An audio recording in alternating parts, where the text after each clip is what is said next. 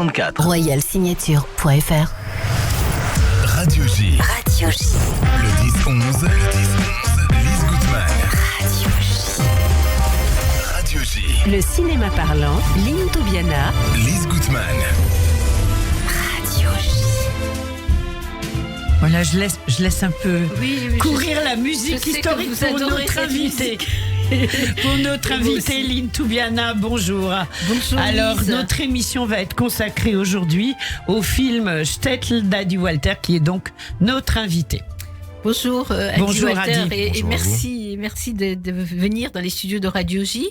Alors, vous êtes réalisateur et scénariste. Vous avez écrit et réalisé beaucoup de documentaires pour France Télévisions et Canal+.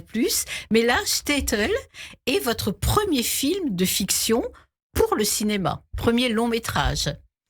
Alors, et d'ailleurs, il a eu le prix du public à Diasporama en 2023. Alors, ce film a la particularité d'être tourné en noir et blanc et en langue yiddish. Mais pas que. Voilà. Il n'y a pas que du yiddish. Mais majoritairement, Oui. bien sûr. Mais il y a majoritairement. aussi- Il y a Alors aussi de justement, je l'ukrainien. me suis demandé, c'est de l'ukrainien ou du russe, en plus du yiddish? Alors, il y a effectivement une vingtaine de pourcents, 20% je dirais à peu près d'ukrainien. Donc, Voilà, c'est de l'ukrainien. on- Voilà. C'est ce qui me on entend semble. le Shtetl étant un monde Ouais. effectivement multilingue. Donc, Oui, parce que d'un coup, je me suis dit, c'est bizarre, je comprends plus. Non, il y a effectivement de l'ukrainien. Oui. Alors, nous sommes en juin 1941 dans un village juif ukrainien sous contrôle russe, et c'est un village frontalier avec la Pologne. Et un jeune homme, Mendele, qui est un jeune officier de l'armée rouge, il travaille à Kiev pour le cinéma des armées, et il revient en permission dans son shtetl après 2 ans d'absence. Alors, on va écouter dans quelques secondes la bande-annonce de ce film, alors qui est là, on va écouter du yiddish et aussi de l'ukrainien. Oui. On écoute Mendele qui retrouve sa jeune amoureuse, Yuna. Il veut empêcher le mariage arrangé de Yuna avec un fils de boucher qui rêve de devenir rabbin, qui a vraiment un mauvais rôle dans ce Qui est film. chassid, oui. Qui est chassid. Il veut aussi voir son père. Il va voir son père à qui il fait part de son rêve de devenir cinéaste. Et puis, on entend aussi un soviète qui fait l'apologie du camarade Staline, d'ailleurs, dont on voit le portrait Absolument. au centre du village. Absolument. Écoutons cette bande-annonce pour se mettre dans l'ambiance, Dans l'ambiance. musicale de la langue et de la musique du film. Die Bistake, der Rom Mendele, und alle Sugen ist gewähnt, der größte Rille in Städtel. Tata, hast Safkalsov beschlossen, heimzukommen. 2 Jahre. Bist gekommen, geben Schulden oder bist gekommen, sich zu gesegnen? Weißt, als Kische für Susser Verein so ja, مش كنكشف مع خطاب أنا فيهم رجل Wir haben doch dasselbe gelernt. Ist das so? Celebiona bist gekommen Nicht so Aber sie ist spät Sie ist meins Единственный верный путь – это путь, и которым ведет нас товарищ Сталин. Sekimen Modne Zeiten Menschen in andere Städte werden verschwinden Kein wer weiß wohin Es geht vor Städte Vergesst was ist Menschen durchschleppen sich immer dazu in die Kischkissen Vom Ding wie der Mama Ich geb gar nicht noch Voilà. Ist einer mit zur Platz. La bande-annonce du film Shtetl Lynn Voilà, Toubiana alors la d'Adi dernière Walter. phrase prononcée dans le film en yiddish Oui. Que vous avez pu entendre, Lise, c'est « Où est ta vraie place ?» C'est une phrase prononcée par le rabbin de la choule. Oui. Alors, moi, il m'a semblé que dans ce contexte très particulier de juin 1941, dans ce shtetl, eh ben c'était la question essentielle. Où est Oui. la vraie place de Mendele ? Oui, alors c'est vrai que c'est un personnage qui porte en lui, j'allais dire, une ambivalence, tout du moins une contradiction. Il est effectivement porté par un désir de quitter le shtetl. Il en est parti d'ailleurs 2 ans auparavant. Et en même temps, il y revient avec, je dirais, une motivation qui est effectivement celle de partir avec l'être aimé, la femme dont il est amoureux, qui est promise à un mariage arrangé. Mais ce retour, j'allais dire, prend du temps. C'est-à-dire, il prend le temps d'être avec les uns et les autres, comme si il n'arrivait pas véritablement à le quitter, ce Stettel. Avec son père, notamment. En particulier son père, qu'il verra 2 fois. Et c'est vrai que le film pose une question qui est essentielle, qui est portée par le personnage, qui est finalement jusqu'à quel point on peut s'affranchir de son histoire, mais aussi jusqu'à quel point on est loyal à son histoire. Et c'est vrai qu'il est tiraillé, comme d'ailleurs beaucoup de jeunes, de ces Stettel, qui étaient à la fois dans le désir de le quitter et en même temps, qui ressentent aussi beaucoup d'affection et beaucoup d'amour en fait pour les leurs et pour l'endroit où ils ont grandi. Oui, il est entre 2 mondes, en fait, entre son Stettel, le monde des Chassidim, gardiens de la foi. Il est beaucoup question, d'ailleurs, du Baal Shem Tov. Hein. Oui, tout à fait. Il y a beaucoup de références à ce saint. Oui. Alors, c'est vrai que le Baal Shem Tov est ukrainien. Il a grandi, j'allais dire, lui et sa mystique presque au cœur des forêts ukrainiennes. C'est là d'ailleurs où on a tourné le film. Moi, je voulais absolument tourner le film en Ukraine. Il n'y a jamais eu de discussion. C'était pour moi essentiel de se situer. C'était en quelle année que vous l'avez tourné ? On a tourné le film à l'été 2021, donc véritablement dans un moment où on est très proche des événements qui vont arriver. On savait 6 mois d'ailleurs avant la guerre, en quelque sorte. On a d'ailleurs décalé le tournage. On aurait dû le tourner en mai 2021. Il y avait déjà des mouvements de troupes qui étaient conséquents à la frontière, donc on a eu une petite fenêtre à l'été 2021 pour pouvoir tourner le film, sachant quand même que la guerre était un petit peu à nos trousses. Et d'ailleurs, la post-production du film elle-même a été interrompue par l'attaque. Ah oui. Oui.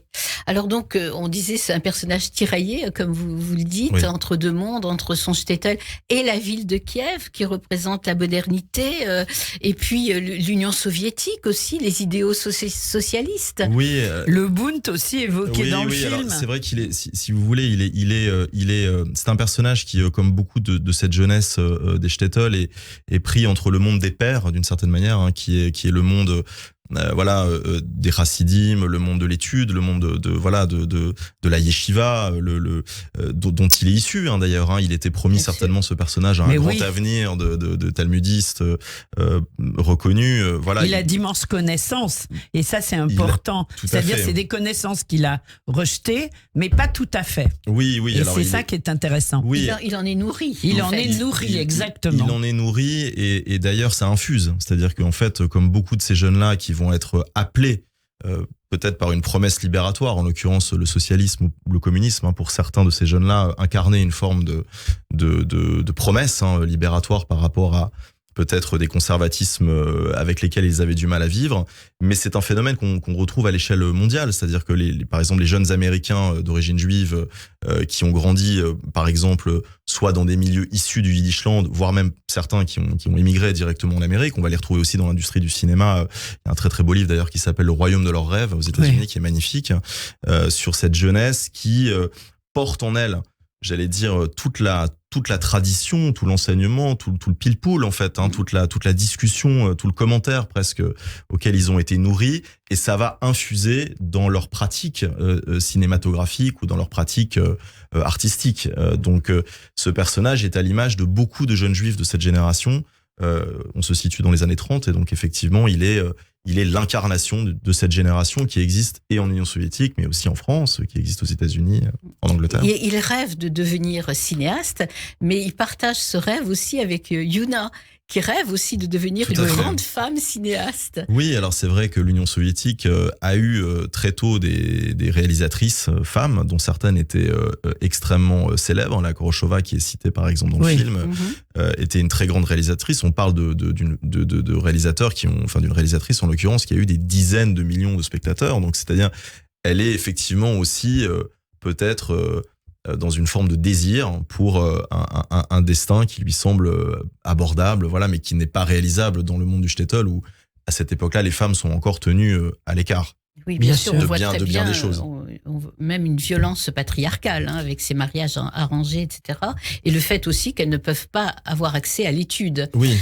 Alors, elle le revendique dans le film. Elle le réclame d'ailleurs. Elle le réclame. C'est vrai que les femmes étaient cantonnées souvent à des lectures qui étaient des romans en yiddish. Mais au moins, elle lisait, ce qui n'était pas le cas de la majorité de la population féminine des pays d'accueil. Absolument. Et ça, faut le dire. C'est la différence notable. Absolument. Voilà. Vous avez raison de le rappeler. Pour le cinéma, les chassidim assimilent le cinéma à une magie interdite, c'est drôle. Et il y a aussi ce personnage de Tarzan là qui est évoqué par le père, qui arrive d'un coup dans le film. Oui, alors c'est vrai que le personnage du rabbin, qui est un petit peu le sage du village, confesse, entre guillemets, c'est un mot un peu malheureux, mais enfin, avoir été lui-même au cinéma en 1920 ou 1921, il se souvient plus très bien, et en être sorti effrayé par tant d'humanité, c'est-à-dire que c'est quelque chose qui le perturbe, donc il le dit à son ancien élève qui est le personnage principal, mais on sait pas très bien ça, c'est-à-dire en fait à quel point ou pas les gens allaient au cinéma, c'est difficile à quantifier, à quel point ils y allaient en secret ou pas. Tarzan est un film muet américain qui a été projeté en Union soviétique à l'époque dans les campagnes, donc il fait référence à un film muet itinérant qui a été projeté à l'époque. Alors ce qui est bien dans ce film... Je me permets juste de rajouter que c'est un monde très complexe, c'est-à-dire où les gens souvent aussi entre tradition et modernité, et parfois même lorsqu'ils sont racides, ou ils ne sont pas forcément hors sol. Donc les shtetl ont toujours été des mondes ouverts à toutes les influences. Ce sont aussi des villages de voyageurs, il y a des haltes, on voit ça très bien dans les récits racidiques de Martin Buber par exemple. On voit toujours des gens passer au shtetl. On sait que par exemple dans certains oratoires, ce qu'on appelle les ch'tis bleus, on a retrouvé des in-folios de mathématiques, de philosophie.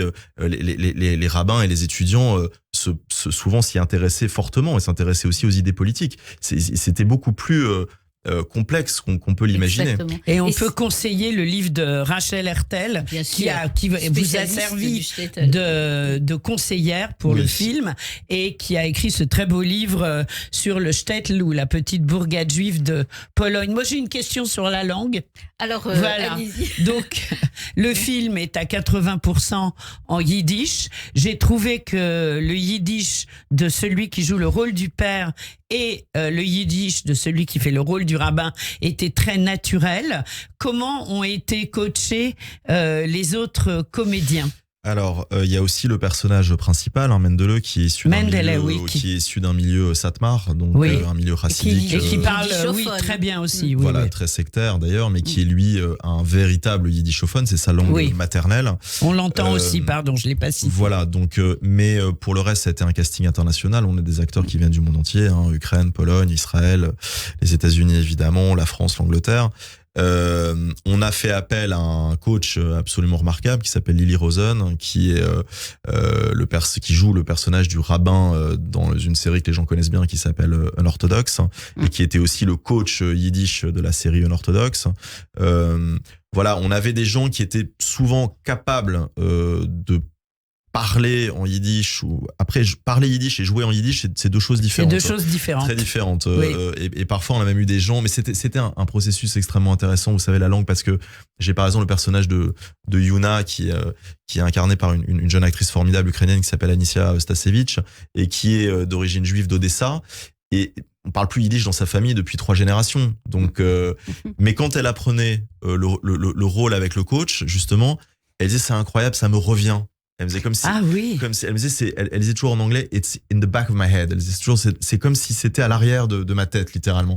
Et elle disait, ça me revient. Et le coach était absolument émerveillé parce qu'elle était tout d'un coup capable de jouer absolument naturellement yiddish à tel point qu'il n'intervenait plus. Bien sûr. Et c'est très étrange, cette espèce de couche ou d'ADN de la langue qui tout d'un coup revient. Oui, on le voit souvent. Pour revenir à votre regard de cinéaste, Adi Walter, c'est un regard qui n'est jamais manichéen, c'est-à-dire aussi bien les chassidim que les jeunes attirés par le soviétisme. Eh bien, on a l'impression vraiment qu'à chaque fois, vous portez un regard presque bienveillant sur tous vos personnages. Et il y a une séquence, alors il y a 4 séquences chantées dans votre film. Oui. Et j'aimerais faire entendre à nos auditeurs la séquence du chant du rabbin à l'office du Shabbat. Je me mets à parler yiddish moi aussi. Bravo Lynn.